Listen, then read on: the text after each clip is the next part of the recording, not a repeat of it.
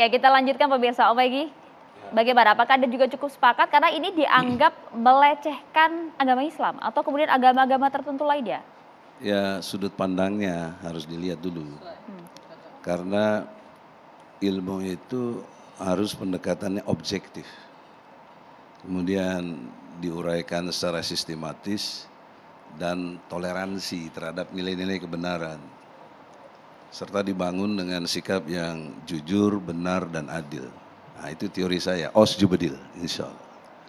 Dalam perspektif itulah, tadi saya katakan kepada Bung Andromeda bisa setuju bisa tidak.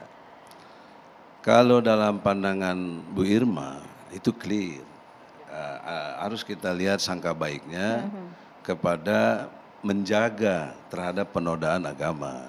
Itu saya tidak persoalkan. Tapi yang harus dipersoalkan adalah pendekatan hukum itu tidak boleh diskriminatif. Itu persoalan hukum yang sangat serius. Ditambah lagi azas legalitas dari hukum pidana itu pasal 1 ayat 1 KUHP.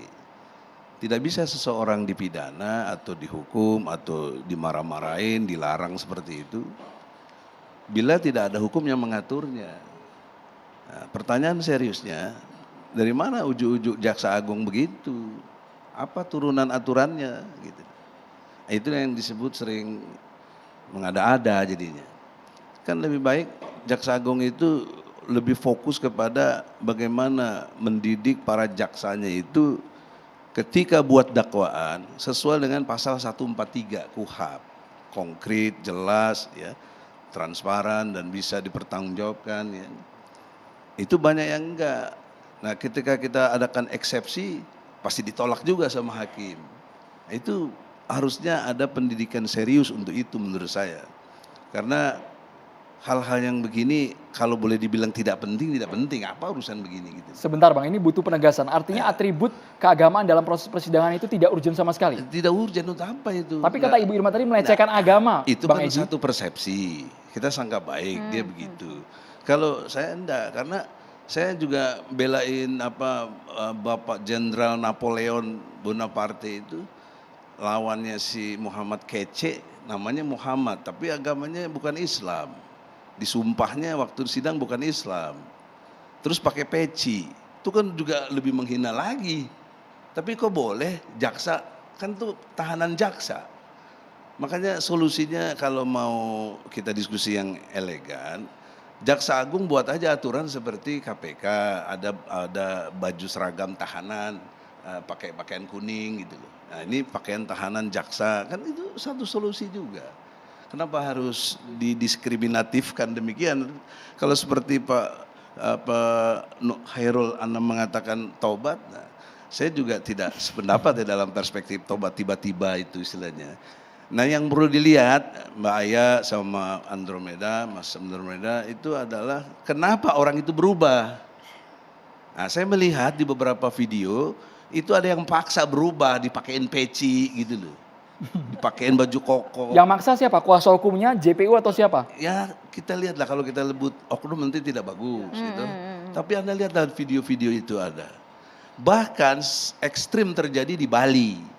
Agamanya bukan Islam, dia membunuh dengan sadis, dipakein baju Islam. Nah mungkin berdasarkan alasan-alasan ini Bang Egy. Egy. Itulah.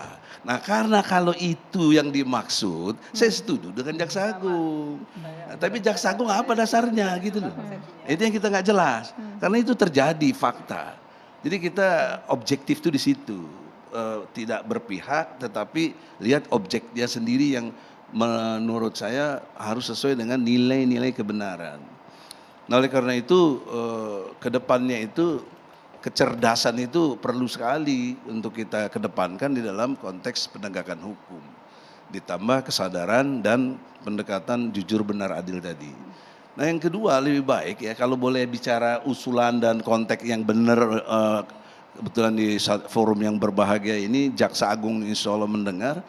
Lebih baik dia pikirin bagaimana tuh tangkap si Harun Masiku. Itu nggak ketangkap-tangkap sampai sekarang. Bagaimana koordinasi dengan KPK, sinergi, ya. Kemudian korupsi yang COVID-19 itu Kementerian Sosial itu sampai 3 triliun. Kenapa itu presidennya nggak diperiksa? Kan kamu mungkin korupsi sendirian. Tapi artinya sebenarnya menurut Anda Itu yang Jaksa lebih Agung penting ini daripada kemudian ngurusin peci ini. Aduh, saya kira tidak signifikan. Ini ada satu skenario yang harus kita cermati. Ada Islamofobianya itu yang ingin diciptakan, gitu loh Mbak. Antum bagus bela begitu, anti kalau perempuan. Itu tapi di balik desain ini saya mengerti politik dalam konteks ini ada Islamophobia yang ingin dikondisionalkan begitu loh. Itu catatan penting. Kalau menurut saya jangan catatan demokrasi, catatan kebenaran gitu. Ya. Jadi dalam perspektif ini tidak bermaksud saya mau membongkar apapun, tapi mari kita objektif betul dalam perspektif mengelola negara ini. Jangan amatiran, jangan nggak jelas, jangan nggak punya aturan yang acak hadut kayak begini.